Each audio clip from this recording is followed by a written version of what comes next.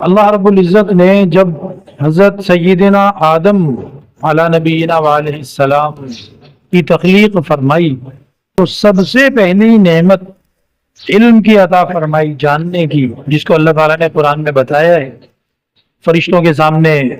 سوال رکھے گئے، جب وہ جواب نہیں دے پائے تو حضرت آدم علیہ السلام کو سامنے لایا گیا کہ یہ دیں گے ان چیزوں کا جواب،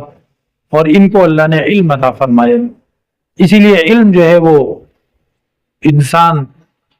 کے اوپر فرض بھی ہے کہ وہ اپنی آخرت کی اور اپنی ہمیشہ کی نجات، کامیابی کا علم حاصل کرے۔ اس کے بعد پھر سب سے پہلی چیز جو اللہ نے حضرت آدم علیہ السلام کو عطا فرمائی ہے وہ جوڑی دار یعنی بیوی۔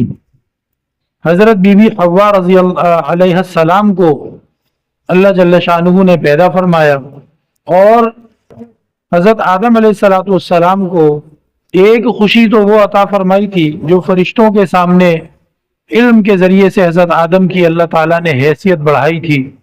اور عزت کروائی تھی۔ اس کے بعد اللہ رب العزت نے گھر بعد میں دیا، پہلے بی بی حوا علیہ السلام بیوی کی نعمت اللہ تعالیٰ نے حضرت آدم علیہ السلام کو عطا فرمائی۔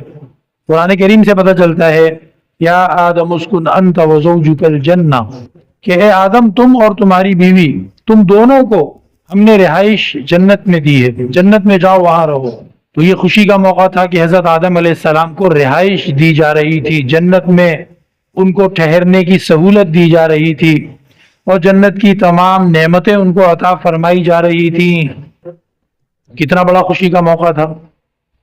تو اللہ تعالیٰ نے اس خوشی کے موقع پر ساتھ رہنے کے لیے، خوشی کو ساتھ محسوس کرنے کے لیے پہلے بیوی عطا فرمائی کہ میاں بیوی دونوں اس خوشی کو محسوس کریں، اور جنت میں جانے کی خوشی اور جنت میں رہنے کا ایکسپیرینس اس کو ایک ساتھ یہ شروع کریں۔ اور پھر جب حضرت آدم علیہ السلام کو اللہ رب العزت نے دنیا میں بھیجنا تھا، اور دنیا میں بھیجنے کی خاطر جنت سے نکالنا ضروری تھا، تو ایک موقع پر اللہ تعالیٰ نے حضرت آدم کو جنت سے نکال دیا، اور جب جنت سے نکالا گیا تو تب بھی اہبطا منہا جمیعا، تم دونوں اکٹھے اتر جاؤ، چلے جاؤ جنت سے۔ اب یہ غم کا موقع تھا۔ حضرت آدم علیہ السلام جنت سے نکالے جانے کے غم میں کئی برس تک، کئی سال تک روتے رہے ہیں کہ اللہ رب العزت کے حکم کو پورا کیے رکھنے میں مجھ سے غلطی ہوئی۔ ایک عرصے تک اس حکم کو پورا کرتے رہے۔ درخت کا پھل کھانے سے منع کیا تھا، اس کا پھل ایک لمبے عرصے تک نہیں کھایا۔ پھر شیطان نے چکر بازی میں ان کو ایسا گھمایا کہ وہ اس پھل کو کھا بیٹھے۔ ان کو اب جنت سے نکلنے کا دکھ، اللہ رب العزت کی ناراضگی کا دکھ، روایات سے پتہ چلتا ہے کہ کئی سالوں تک حضرت آدم علیہ السلام روتے رہے اور اللہ سے معافیاں مانگتے رہے۔ تو یہ انتہائی غم اور اندوہ کا موقع تھا، صدمے کا موقع تھا۔ حضرت آدم اور بی بی حوا کو اللہ نے فرمایا کہ دونوں اکٹھے جاؤ یہاں سے، اور حضرت آدم علیہ السلام اپنی بیوی کے ساتھ دنیا میں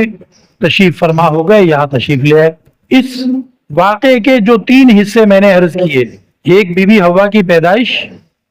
دوسرا جنت میں داخلہ، تیسرا جنت سے نکالے جانا، ان تینوں حصوں میں ہم یہ دیکھیں کہ ہم سب کے لیے یہ سبق اللہ رب العزت کی طرف سے اس میں ہے کہ میاں بیوی جو ہوتے ہیں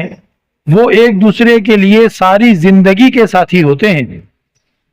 خوشی کے بھی ساتھی ہوتے ہیں، غم کے بھی ساتھی ہوتے ہیں۔ یہ رشتہ